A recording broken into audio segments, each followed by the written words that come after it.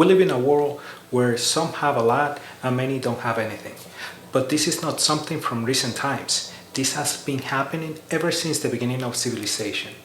Back then, emperors and business owners had enough money to live by, and other people or peasants had enough to survive. Nowadays, it's the same issue with politicians and the world elites. But what can you do to change that? How you doing, guys? My name is Jose. Thank you for tuning in, and if you're new to the channel, let me welcome you to this channel where I talk about finance and crypto. So if that's something that interested, just keep watching. I've learned many things in my 30 plus years of life. I've learned that money is not that sacred thing that many want to believe. Money comes and goes, and I've learned that most important than money is wealth, because wealth transpasses generations. You probably are in the same boat trying to figure out money and how you can create wealth and stop living that paycheck to paycheck life. Well, before some come at me and rage against capitalism, this is something that happens in every economic system in the world. There's a lot of people who struggle every day to meet life's needs, and according to new data, there's around 56% of Americans who don't have $1,000 in a savings account, and 61% of Americans live paycheck to paycheck. That is 61% of Americans, including 36% of those making over $100,000 a year. So if you're scrolling through YouTube, you found the right video, because if you watch long enough, I'm gonna give you the right information that will change your life for the better.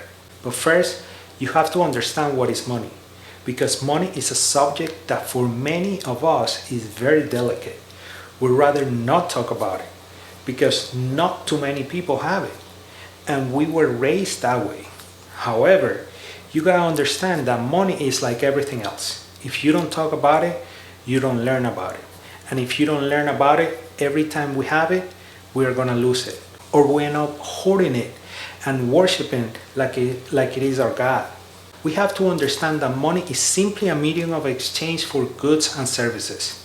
Money does not bring happiness, but it helps making life more comfortable. However, if we don't understand money, we end up having none.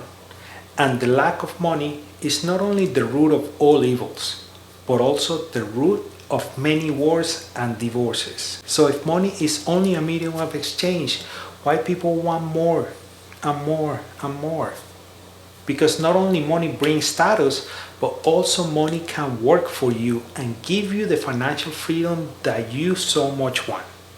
At the end of the day, the only asset we don't get back is time. So you have money. How can you create wealth? You have to create a foundation for that wealth. You have to know your balance sheet, or what you can earn and what you expend. See, this is the main reason that people live paycheck to paycheck. It's not because you need to make more money. It's because you need to spend less money. Let me give you an example.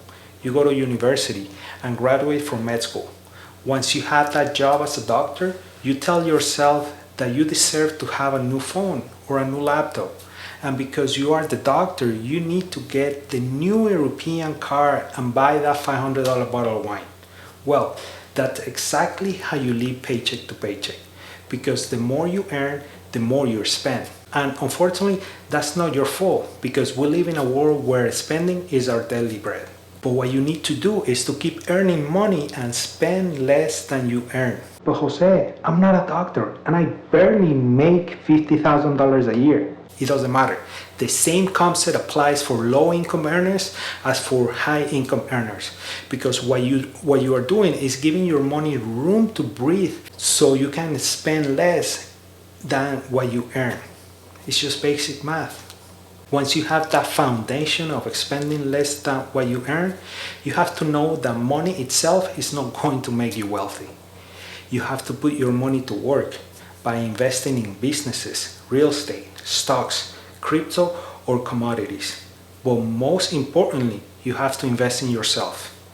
And you can do that by reading personal growth and finance books, working on your health and your brain, because it doesn't matter how wealthy you are if you're not physically or mentally fit.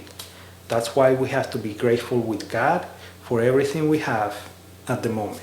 Alright guys, that's it. So remember, the true key to wealth is not one thing, but a combination of many things, like knowing about money, living below your means, and when you're starting to create that wealth, and investing your money in wealth producing assets and in yourself. If you got value from this video, don't forget to leave a comment, like, and subscribe to the channel for more videos like this.